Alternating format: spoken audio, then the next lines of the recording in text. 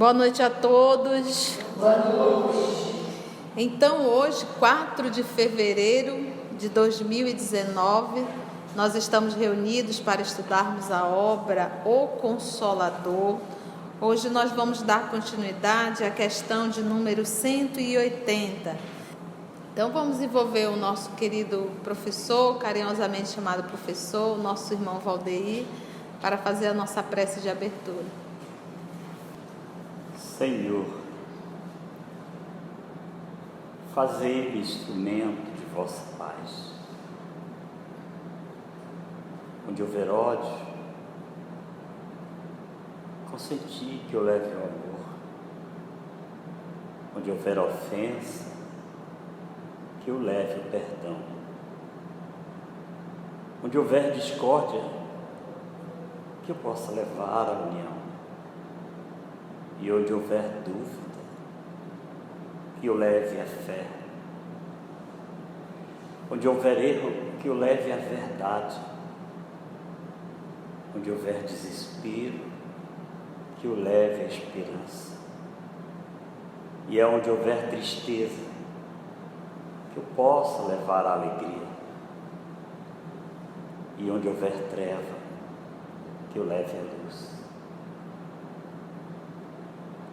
Ó Mestre, fazei que eu possa consolar muito mais do que ser consolado, compreender que ser compreendido,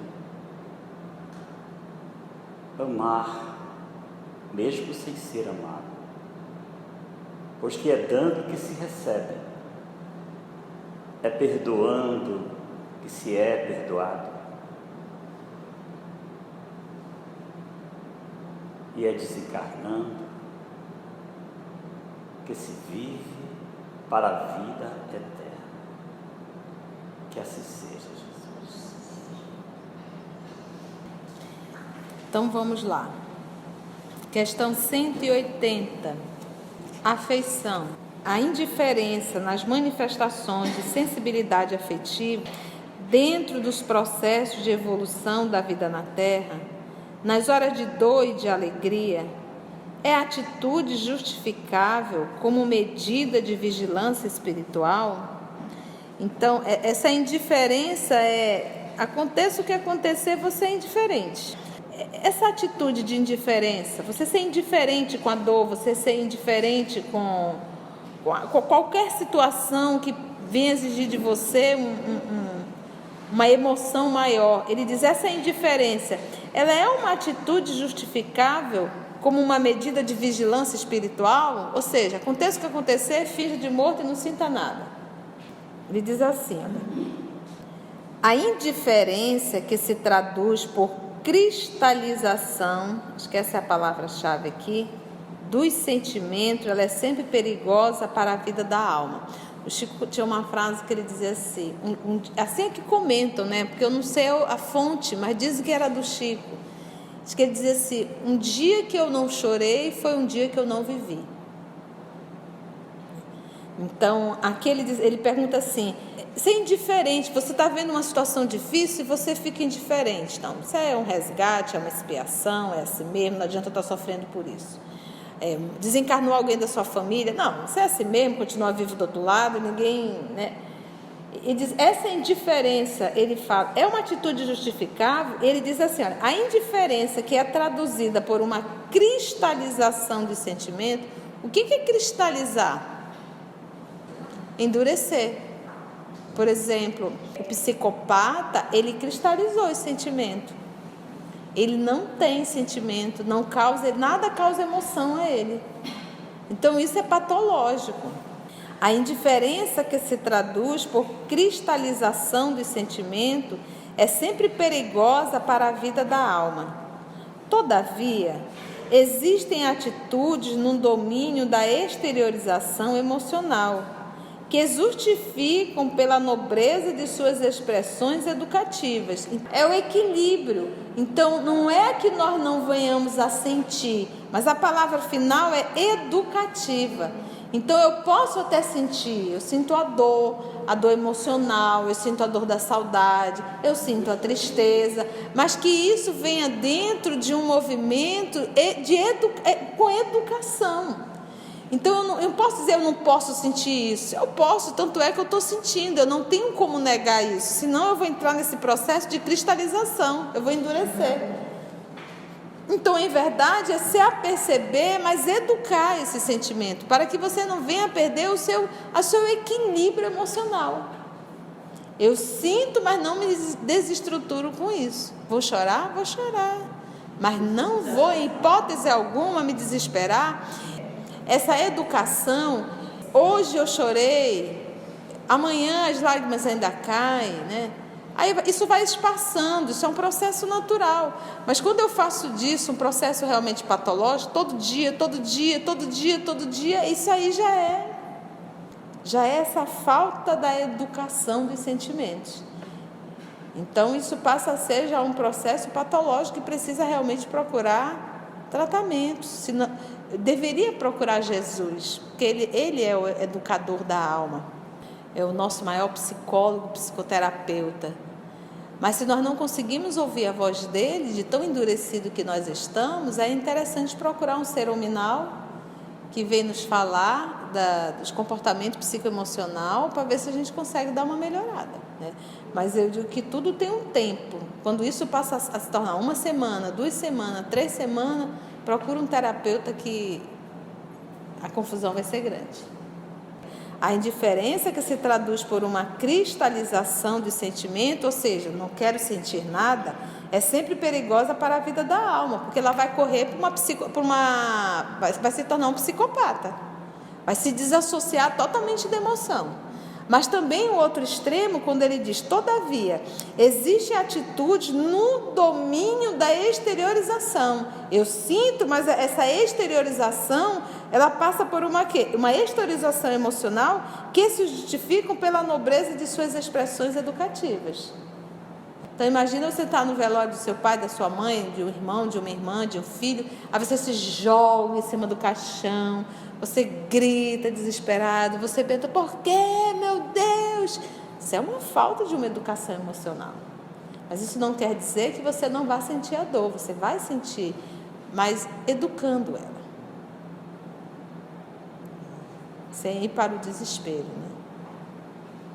Vamos para 181? Como entender o sentimento da cólera nos caminhos da vida humana? Então, como entender esse sentimento? Ele diz, olha, a cólera não resolve os problemas evolutivos e nada mais significa que um traço de recordação dos primórdios da vida humana em suas expressões mais grosseiras. Ou seja, cada atitude nossa de cólera mostra a nossa recordação viva dentro de nós da nossa vida primitiva. E realmente a gente parece um bicho, né? Quando você vê a gente gritando assim, a primeira coisa, a gente começa a regalar os olhos, né? Fica ridículo, né? Como a gente fica feio quando a gente está com cólera, né? A gente arregala os olhos, abre as narinas, né? As narinas abrem, né? A jugular, tu tem a impressão que vai...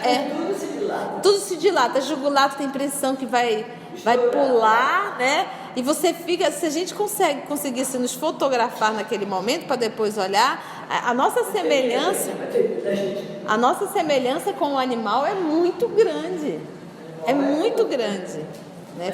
A gente fica horroroso. Por isso que tem pessoas que infartam.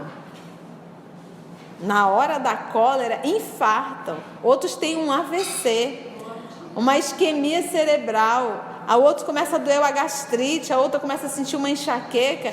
Para você ver o turbilhão que faz no nosso organismo. Se nós bem soubéssemos, tivéssemos consciência, nós jamais teríamos um chilique ou um piti de cólera. Primeiro, que a gente fica horrorosa, parece um bicho. Segundo, que a gente destrói todo o nosso organismo interno, a gente destrói. Porque tem 2 tipos de cólera. Tem a cólera que explode para fora e tem a cólera que explode para dentro. Nenhuma presta. Porque às vezes você não exterioriza, mas você está em verdadeira várias explosões internas. Aí a pessoa diz, não, a gente tem que jogar para fora mesmo, que é para poder extravasar. Você vai jogar para fora, explodir em ti te prejudica muito. Explodir para fora te prejudica muito e ainda prejudica o outro. Ainda fica depois com vergonha. Os dois são ruins, são. Então, qual seria o melhor realmente? Primeira coisa, que essa nossa dificuldade, a gente acha que é assim, evoluir é não sentir cólera, não é isso? No nosso processo ainda, a gente ainda sente. O nosso nível moral, intelectual, nós ainda sentimos cólera. O que nos torna amadurecidos, ou nesse processo de amadurecimento espiritual, é identificarmos o sentimento da cólera e conversar com a cólera que está em ti. Você não vai resolver, nós não vamos resolver a cólera vomitando no outro. A gente tem que conversar com a cólera. Por isso é que nós temos que estarmos vigilantes. Irmã cólera, estamos num grau de explosão, mas eu não quero mais isso para mim. Eu não vou ter essa atitude. Vamos aqui repensar. E aí você vai racionalizar essa emoção. Você vai conversar terna e bondosamente com essa emoção. Educando. O movimento de autoevangelização é esse. Não vai cair pó. O grande lance é que quando a cólera chega, a única coisa que a gente quer fazer é realizar. A gente quer realizar, a gente quer matar, a gente quer gritar, a gente quer espernear. A gente quer ficar bem feia. Porque o ato de eu vomitar, quem movimenta isso é a vaidade e o orgulho. O orgulho é eu não admito ser ferida. Como ousas me desacatar? Como ousas não concordar com o meu pensamento? Como ousas dizer que eu não sirvo? Vaidade e orgulho. Aí então você vai conversar terna e bondosamente, porque para eu chegar nesse nível de cólera, foi a vaidade e o orgulho que me empurrou. A vaidade e o orgulho que me empurrou, porque eu não admito.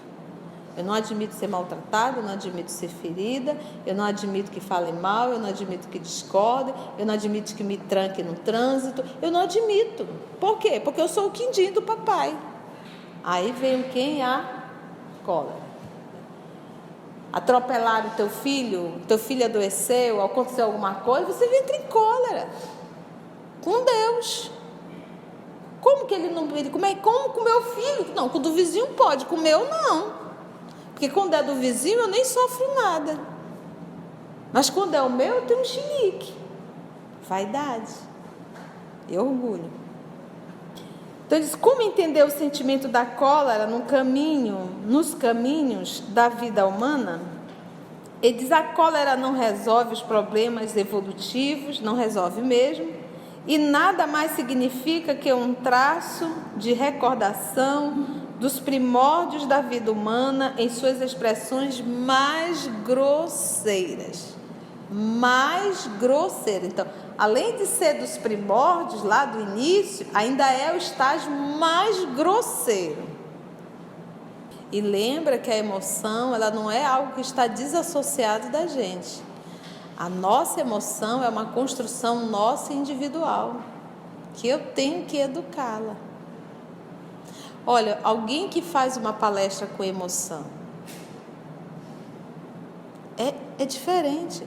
Alguém que toca uma música com emoção, alguém que pega um violino que você sente que a pessoa está completa ali no instrumento.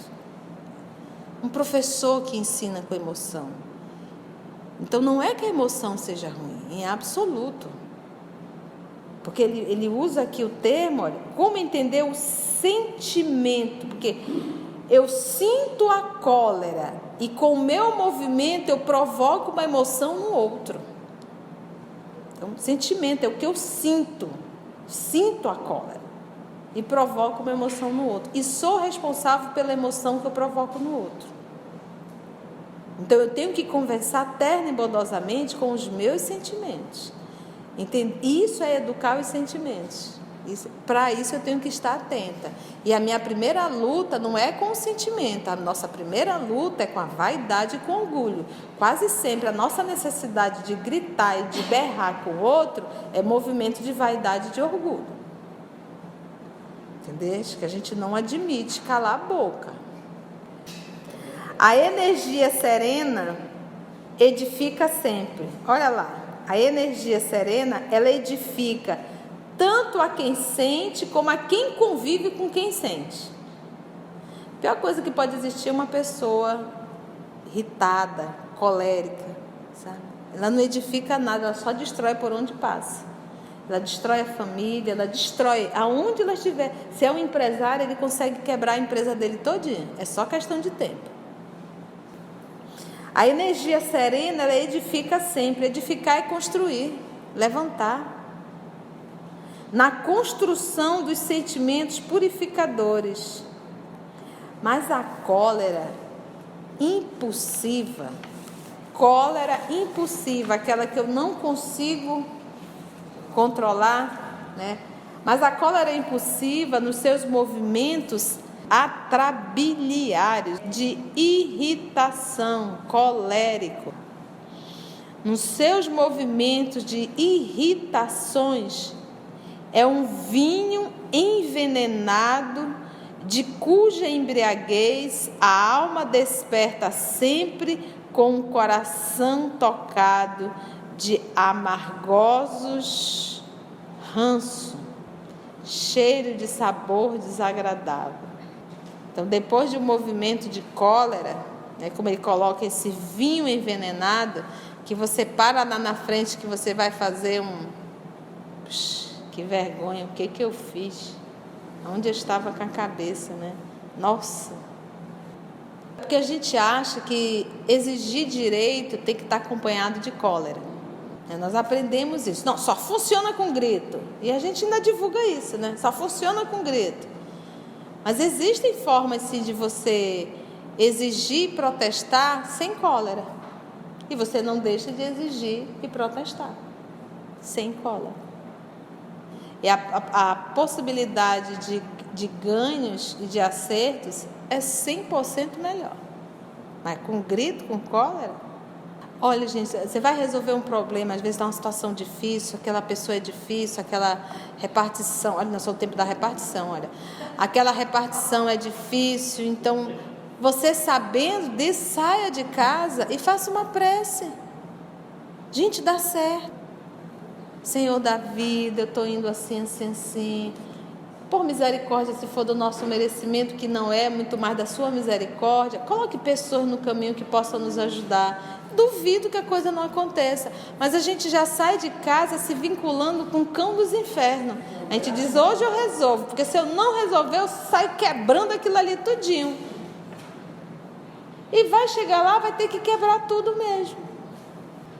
Quem procura acha. E fora a vibração, porque quando você maltrata alguém, aquela pessoa manda umas vibrações que não é fácil.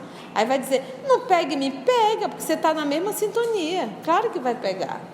O remorso é uma punição? Então, o remorso é o primeiro movimento que nós fazemos, o primeiro movimento para que possamos, vamos dizer assim, é quando a ficha cai. E é quando eu digo assim, eu realmente preciso mudar. Eu realmente sou um doente. Eu realmente preciso desse movimento. Eu realmente preciso. Quando eu não sinto remorso, na verdade eu não sinto culpa e eu acho que está tudo muito bem. Nem dei conta. Então ele pergunta, o remorso é uma punição? Ele diz, o remorso é a força que prepara o arrependimento. Mudança, meus irmãos, não é algo que eu digo assim, Carla, você precisa mudar. Aí a Carla vai dizer, por quê? Porque você precisa mudar. Você não está me fazendo bem. Aí a Carla vai dizer, mas o problema é teu, eu estou bem. Então, a mudança, ela só poderá ocorrer se a Carla começar a se sentir incomodada com ela mesma. Porque enquanto o incômodo é no terreno do vizinho, não está nem aí. Mas quando o incômodo começa no meu terreno, aí eu começo a me incomodar. Então, todo e qualquer processo de mudança, ela só poderá existir se eu começar a me sentir incomodado. Começo a me sentir culpado, começo a ter arrependimento. Eu já digo, puxa vida, eu não deveria ter feito isso. Então, eu estou começando a me incomodar com os meus sentimentos. Uma vez isso acontecendo, começa a surgir uma luzinha do processo de evolução. Uma luzinha, porque eu começo a perceber que eu não sou a azeitona da empada e que eu preciso realmente mudar. Agora, enquanto eu estiver dizendo, eu sou assim mesmo, se quiser é assim mesmo, eu não vou mudar, desse jeito que eu consegui chegar até aqui, então já era, acabou, não tem. Mudança só acontece quando eu começo a me incomodar. É impossível obrigar alguém a crescer se esse alguém não quer. Então ele diz, o remorso é a força, é o primeiro passo, que prepara o arrependimento. Então, antes de eu me arrepender, eu sinto o quê? O remorso. O remorso é a força que prepara o arrependimento. Como este é a energia que precede o esforço regenerador. Então vem o remorso, logo depois vem o arrependimento, e o arrependimento ele antecede o esforço regenerador. O esforço. Porque diz assim, é que nem, vamos supor que eu estou querendo deixar de beber. Aí eu estou fazendo ali aquela força, vai beber. Eu já bebi, que caí, foi um escândalo, quebrei aqui, derrubei as coisas. No dia seguinte, acordo com aquela cara de lesa, olho no espelho, aquilo quebrado. Aí vem o esposo, ou sei lá quem, diz, o que você fez ontem à noite? Tá, isso, aí gera em mim o quê? Um remorso. Primeiro remorso, por que eu fiz isso? Meus filhos estavam presentes? Estavam. Remorso. Logo depois vem o quê? Ele vem de uma sequência de o quê? Arrependimento. Eu não deveria ter feito isso. Mas aí vem um terceiro ponto, que é necessário o quê? Esforço regenerador. Eu tive o remorso, me arrependi, mas é necessário agora o esforço para me regenerar. E é aí que está. Aí é que a porca torce o rabo. Entendeu? Porque eu vou conseguir 1 semana, 2 semanas, 3 semanas. Aí acontece alguma coisa que me tira totalmente do sério, me dá uma raiva enorme. E aí, aonde eu vou querer afogar as lágrimas? Na bebida novamente. E aí eu vou dizer assim, não, mas só uma. Quando eu vejo, já tomei todas, lá repeti todo o escândalo enorme. O remorso é bom, né? O arrependimento já é um bom sinal, mas em verdade a mudança só vem através do esforço regenerador, esforço para não mais voltar a errar. Dei o exemplo da bebida, mas quantas atitudes nós já tivemos que nos proporciona remorso? A própria cola. Que a gente chuta o pau da barraca, a gente faz e acontece, depois a gente fica, pelo amor de Deus, o que eu fiz da minha vida? Então ele diz, o remorso, ele é a força que prepara o arrependimento. Como o arrependimento, é a energia que precede o esforço regenerador. Choque espiritual nas suas características profundas, choque espiritual, olha que legal. O remorso é o intervalo, esse interstício, eu achei intervalo, mas achei complexo também. É o intervalo para a luz. Entre um e outro. É como se fosse assim, olha... O remorso é um choque no espírito. É aquele parado assim que tu dá aquele meu Deus, né? O que eu fiz? Você chora, você se desespera, você fica numa situação difícil. Falando do verdadeiro o quê? Remorso. Remorso tu chora. É algo que tu sente muito para baixo. Dói é uma dor moral, é uma dor aqui dentro. E ele chama isso de um choque espiritual.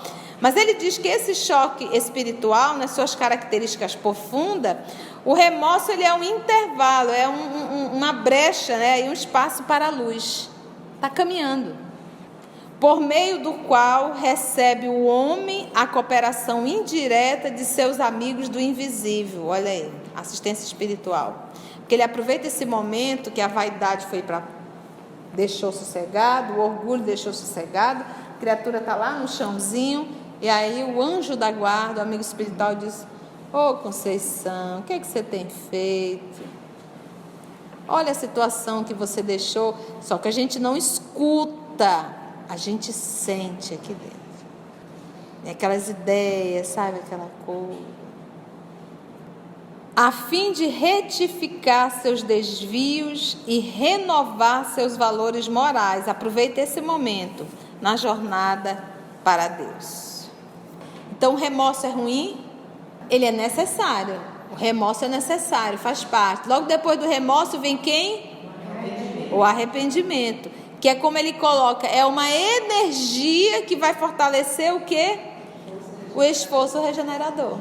Porque a princípio de tudo, o início de tudo é realmente o remorso. Por que eu fiz isso? Eu me arrependi. Vem a dor, vem o arrependimento, agora vem a reparação. E para reparar eu tenho que fazer um esforço muito grande. A dor moral quando desencarna é muito maior.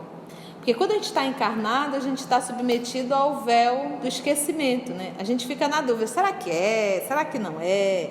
Será que existe mesmo? Será que não existe? Então a gente fica aqui nesse... Dá uma mascarada. Mas quando a gente sai do corpo, através da morte, acabou. Sem maquiagem. Não tem como, não tem mais como. Você está de frente a frente para a realidade, né? Vamos para 183? Como se interpreta o ciúme no plano espiritual? Olha, o ciúme, propriamente considerado nas suas expressões de escândalo e de violência, você mata, né? Você joga a roupa fora, toca fogo, rasga, né? Uma coisa assim, né? Horrenda, né? Então, o ciúme, propriamente considerado nas suas expressões de escândalo e de violência, você até bate, né? É uma coisa complicada. É um indício de atraso moral. Então, quem diz que ciúme é amor, desculpa, o nome disso é atraso moral, tá? É um indício de atraso moral ou de estacionamento no egoísmo. Por que estacionamento? Porque você se sente proprietário do outro. A nossa maior dificuldade para o relacionamento é esse. Nós nos sentimos proprietário do outro. Ninguém é dono de ninguém.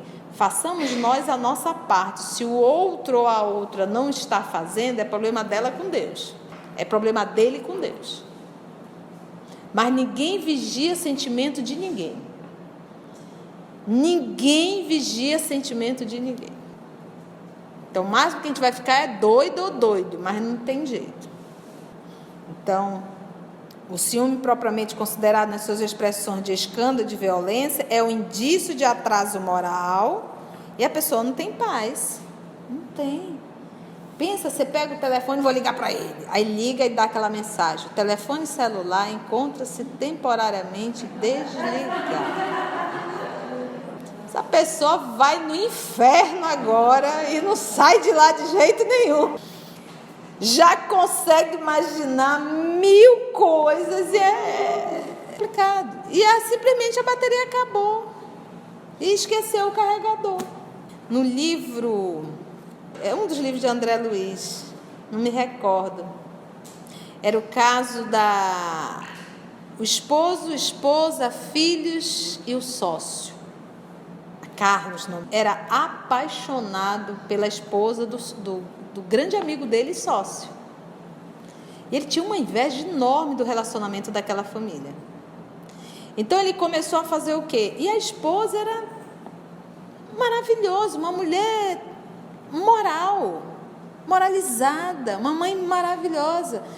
O sócio, então, do esposo dela começou a minar ideias. Olha, você já olhou como a sua esposa tem se vestido? Eu estou sabendo. E começou a inventar história. E o Alfredo, que era o esposo dela, começou a cair na dele. Um belo dia ele disse assim: olha, hoje eu vou provar para você que a tua esposa está te traindo. Vá agora para sua casa, que o amante está lá dentro da sua casa. Eles moravam numa fazenda. Você imagina a cabeça do Alfredo? Ele saiu com um cão no couro. Quando ele chegou lá, a coitada da esposa estava dentro do quarto fazendo tricô. Ele já chegou arrebentando a porta. Cadê o homem? Ela disse: mas que homem? Ele foi abrir a janela. Quando ele abriu a janela, um homem pulou a soleirazinha, lá de fora. O homem estava na soleira, pulou da soleira e saiu correndo, ele pulou a janela e saiu correndo atrás do cidadão. Esse cidadão foi contratado pelo sócio, e aí ele correu, o cidadão propositadamente deixou um chapéu cair, e continuou correndo, e óbvio que o cidadão ganhou o dinheiro dele e não foi pego, e ele pegou o chapéu, era um chapéu muito caro, ou seja, não era um ladrão. Olha como eles pensaram. Um ladrão não ia usar um chapéu daquele. Então ele já voltou com aquele chapéu, encostou a esposa. Ela disse: mas eu nem sabia. Pois ele não acreditou nela, separou da esposa, mandou ela voltar para Portugal, entregou ela para os pais. Ele foi para Portugal e levou os filhos todos. Ela ficou no desespero tão grande que acabou adquirindo pneumonia, que virou uma tuberculose e foi a óbito. De dor. Isso foi verdade, né? Mas foi verdade. E aí passaram-se anos, os filhos cresceram, ele decidiu voltar ao Brasil, sabia que a esposa tinha morrido. Quando ele chegou aqui, ele acabou com a vida dele, ele ficou muito entristecido, não quis mais casamento. Quando ele chegou novamente no Brasil, ele soube que o sócio estava muito doente e pediu para conversar com ele. Quando ele esteve com o sócio foi e contou toda a verdade, doente de remorso. Aí ele disse assim: por favor, me perdoa. Ele disse: nunca. Então aí a gente para pensar o que o ciúme faz. Apesar de tudo realmente apontar, mas ela era a esposa dele. Ele convivia com essa, ele não conhecia a mulher que ele tinha. E por não confiar, acabou com o casamento. Então olha aí o que o ciúme ele chega, você cria. E não é só isso, você tem ciúme do esposo, você tem ciúme da esposa, você tem ciúme da amiga. Às vezes a gente tem amiga que quer que a gente seja amiga só dela. Eu tenho uma amiga assim. Aí se você for amiga de outra amiga, ela fica chateada e maltrata a outra amiga, porque ela quer que seja amiga só dela. E quando você tem duas amigas ciumentas, parece assim que eu tenho um imã. E olha, você fica numa situação complicada. A pessoa quer egoísmo. Eu quero a minha amiga só para mim, eu não quero compartilhar com ninguém. Indo de contra com o que Jesus falava: angariais amigos. Eu tinha que pensar: meu Deus, nesse ano eu fiz alguma amiga nova? Eu fiz algum amigo novo? Como é que está meu relacionamento interpessoal? Ou será que eu vivo só naquele mundinho? Tem alguma coisa errada? Então, como o ciúme é um tema bem palpitante, vamos tentar finalizar ele.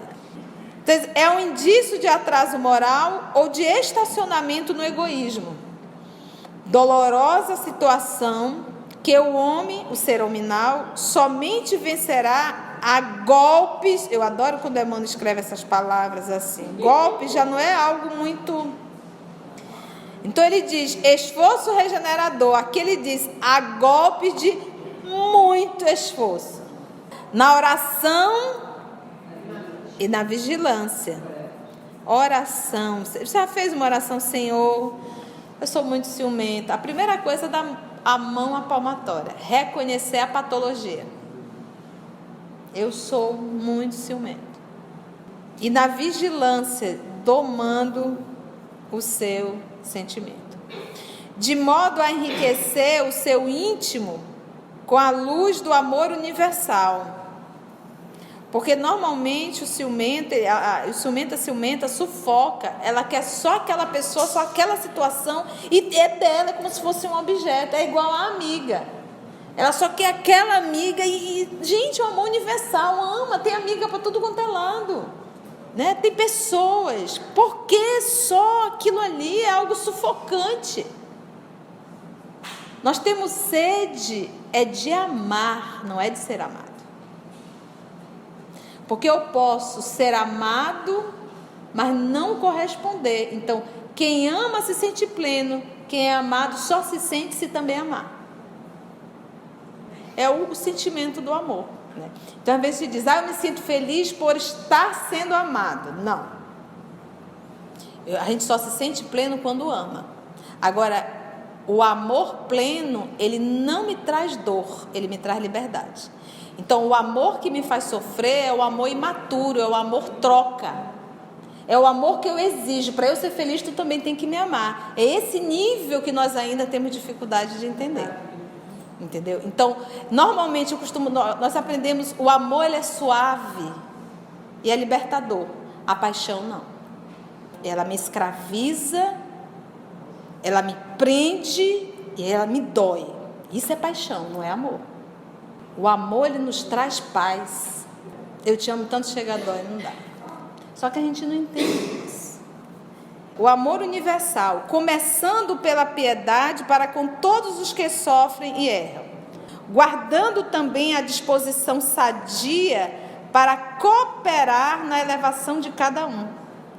Só a compreensão da vida, colocando-nos na situação de quem errou ou de quem sofre, a fim de iluminarmos o raciocínio para a análise serena dos acontecimentos, poderá aniquilar o ciúme no coração, de modo a cerrar-se a porta ao perigo, pela qual toda a alma pode atirar-se a terríveis tentações com largos reflexos nos dias do futuro. Então é a coisa, te coloca no lugar do outro, né? Tenta compreender o outro. Esse nosso movimento de estender, gente, eu só vou conseguir amar quando eu me amar. Primeiro o auto-amor. E aí o outro, porque o que acontece? Quando eu não me amo, eu quero que o outro preencha o vazio que está em mim, que é a ausência do meu auto-amor. Você imagina você de repente se ajoelhar, se jogar no chão, não vá. Isso é falta de auto-amor, autoestima. Se o outro disser não quer, tu diz, vá com Deus. É auto-amor, é autoestima, autovalorização. E isso nos falta. Então, quando nós despertarmos isso em nós, verdadeiramente, eu amo a Deus sobre todas as coisas e o meu próximo, mas como a mim mesmo. É bom estar contigo, mas você não é a base da minha vida. A base da minha vida é Deus. E esse nunca me falta. Entendeu? Então, isso aqui, essa maturidade aqui nos falta, né? Então, o ciúmes, ele nada mais é do que essa ausência de si mesmo, essa falta de auto-amor, essa patologia que nos tira a paz. Então, eu quero que o outro seja minha propriedade. Por exemplo, às vezes tem mãe que olha para o filho e é propriedade dela. Quando aparece a nora, é um cão que nos... Às vezes é o pai com a filha. Nossa, quando a filha vai casar, aquilo é um drama, né? É impressionante. O que é isso? O ciúme, aquele sentimento de posse, de apego. E quem sofre é quem sente. Então, agradecemos ao nosso Senhor Jesus e até o nosso próximo estudo de o livro O Consolador.